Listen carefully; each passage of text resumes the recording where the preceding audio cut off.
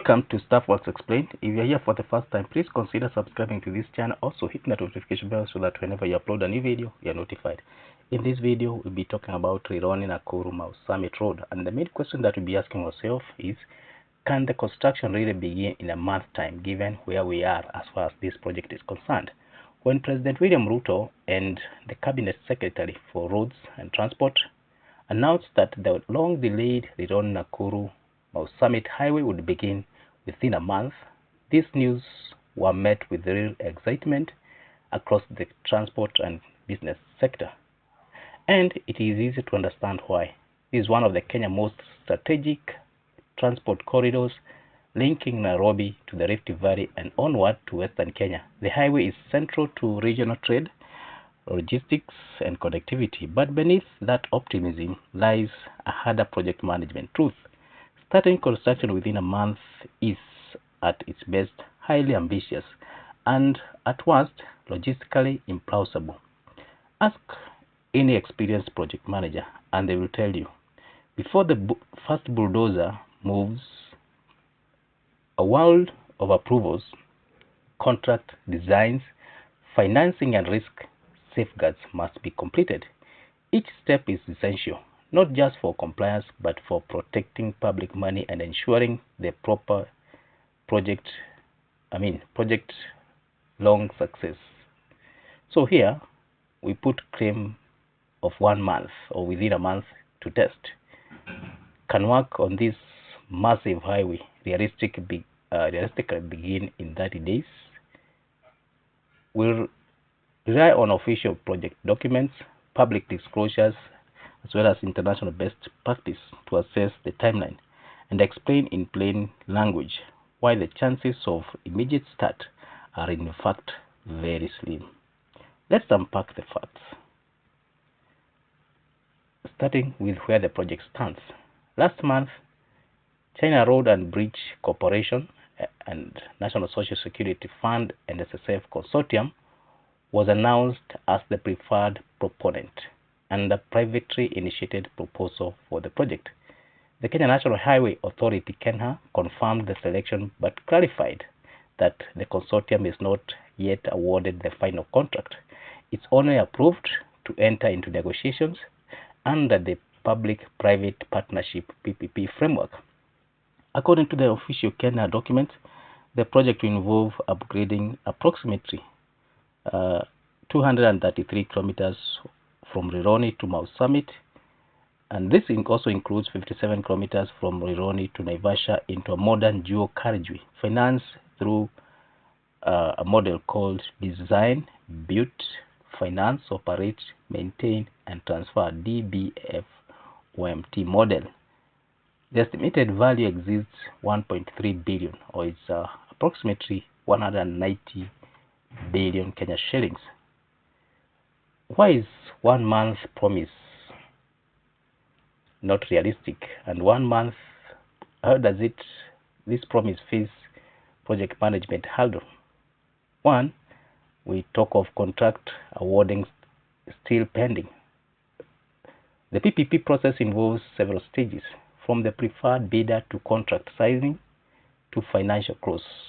Currently, the CRBC and SSF Consortium is still in negotiations, not under a signed concession. Under PPP regulations, a project cannot mobilize resources or break ground before these stages are completed. Even with political pressure, finalizing these legal and financial agreements in 30 days would be unprecedented. Then we have the financial close and risk allocation. At this stage, the project still requires confirmation of financing structure, risk allocation, and tolling framework. Lenders and investors must complete due diligence, such as reviewing traffic forecasts, cost models, and environmental liabilities. In large PPPs of this scale, this can take 3 to 6 months, even under fast-track conditions. No credible contractor or investor deploys billions in capital before these documents are signed off. Then you have the element of environment, social, and land acquisition bottlenecks. Rironi Nakuru Mau Summit corridor crosses heavily settled and commercial zones from Limuru to Gilgil. Before any major works, environmental and social impact assessment must be completed and approved by NEMA. The process includes stakeholder engagement, compensation for affected person, and right-of-way clearance. Kenya project brief notes that significant land acquisition and utility location are still outstanding, meaning bulldozers cannot roll out yet. That means the within a month promise is still not realistic. Design and technical readiness. The consortium has submitted project development phase proposal, which provides conceptual and feasibility design. However, detailed engineering design, traffic management plans, and drainage drawing are still pending review. In engineering terms, the project has not reached ready to build stage. Without final design, neither procurement nor mobilization can begin safely or legally. And then we have the mobilization logistics. Even if all the above hurdles were magically cleared in 30 days, mobilizing heavy plant, asphalt, batching plants, materials, and skilled workforce for a project of this scale takes another 1 to 2 months minimum. Project managers refer to this stage as mobilization and site establishment, and it cannot occur before design and funding close. Let's look at the political dimension of this statement. It is understandable why the President and the Minister of Road would promise a quick start. The project has faced years of delay since its initial award in 2020, and there is a growing public pressure to see the progress. Symbolic groundbreaking events, which are often used as signal commencement, may indeed happen within a month.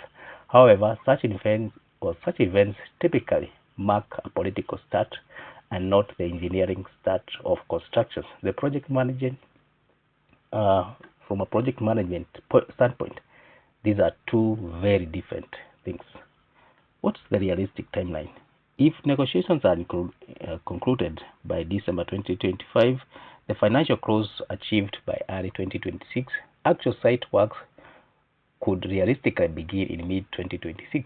This aligns with Kenya's own projections in its October 2025 brief and reported by Daily Nation and Business Daily. In conclusion, we can say that the government 1 month projection reflects political will, not technical readiness. While it signals momentum after years of uncertainty, key project management milestones, which include contract signing, financial close, environmental and social impact assessment approvals, land acquisition, and detailed design, these remain incomplete.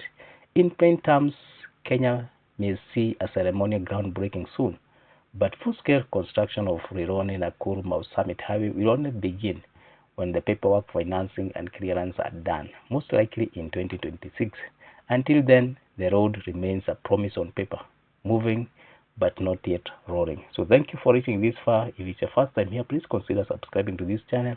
Also hit the notification bell so that whenever we upload a new video, you are notified.